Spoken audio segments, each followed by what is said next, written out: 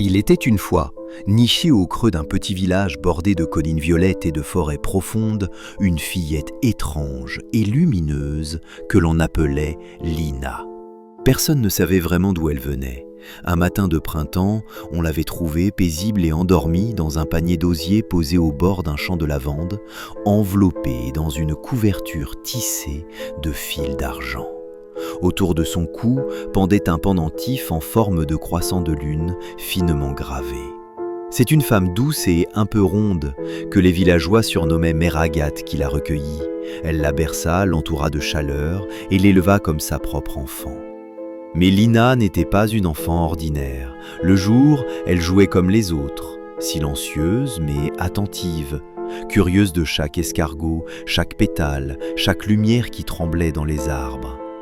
Mais lorsque la nuit tombait, quelque chose changeait en elle. Sa peau pâle devenait presque translucide, ses cheveux semblaient s'illuminer de l'intérieur et tout son corps diffusait une lueur douce, comme une étoile qui aurait décidé de dormir dans un lit d'enfant. Même les chats venaient se pelotonner tout contre elle, cherchant sa chaleur lumineuse pour mieux rêver. Mais les autres enfants ne comprenaient pas ce mystère.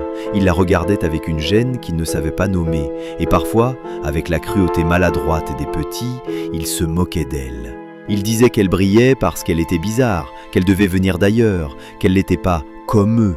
Alors Lina, sans rien dire, se retirait dans le silence de sa chambre.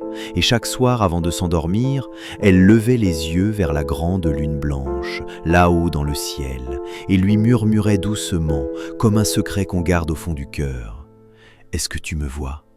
Est-ce que tu sais qui je suis ?»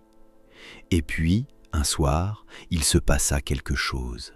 La lune ne lui répondit pas par des mots, mais Lina sentit en elle une chaleur tendre, comme une mémoire ancienne qui se réveillait doucement.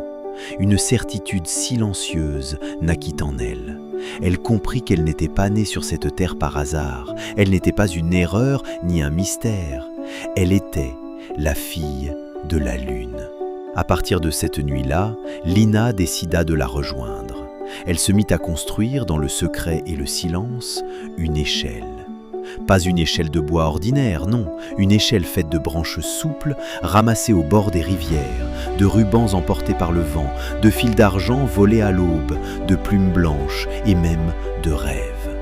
Car Lina savait que certains rêves, ceux que l'on abandonne, flottent dans l'air et attendent qu'on les cueille.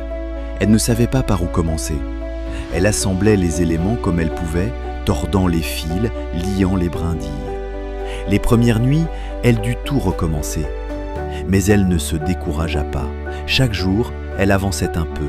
Chaque soir, elle ajoutait un barreau de plus. Elle tressait avec soin, doucement, les yeux levés vers le ciel. Son échelle n'était pas droite, elle ondulait comme un rêve. Elle brillait dans l'obscurité, comme une constellation posée debout. Plus elle montait, plus le monde semblait devenir. Le vent retenait son souffle. Les lucioles dansaient autour d'elle, et la lune, chaque nuit, s'approchait un peu plus. Les enfants la regardaient faire depuis les chemins. D'abord, ils rirent. « Elle ne pourra jamais atteindre la lune !» moqueur, disait-il. Puis ils furent curieux. Puis, quelque chose dans la détermination de Lina les touchait. Et un jour, l'un d'eux lui tendit une main, puis un autre. Ils lui apportèrent des rubans, des branches, des perles tombées des colliers de leur mère. Ensemble, ils l'aidèrent à hisser les barreaux de son échelle, à tresser les fils d'argent, à renforcer les nœuds et lier les branches les plus solides. Et quand l'échelle fut si haute qu'elle semblait toucher les étoiles, Lina s'arrêta. Elle prit une grande inspiration et elle grimpa. D'abord doucement, puis plus vite. À chaque pas, sa lumière brillait un peu plus. Le vent chantait autour d'elle, les étoiles l'encourageaient, et là-haut, tout en haut, la lune l'attendait. Tout en haut, la lune l'attendait. Ce qu'elles se dirent, nul ne le sut jamais, mais depuis ce jour, chaque nuit, une lueur douce veille sur le village. La lumière de Lina, fille de la lune, rayonne dans le cœur de ceux qui rêvent encore et croient aux histoires qui brillent dans le noir.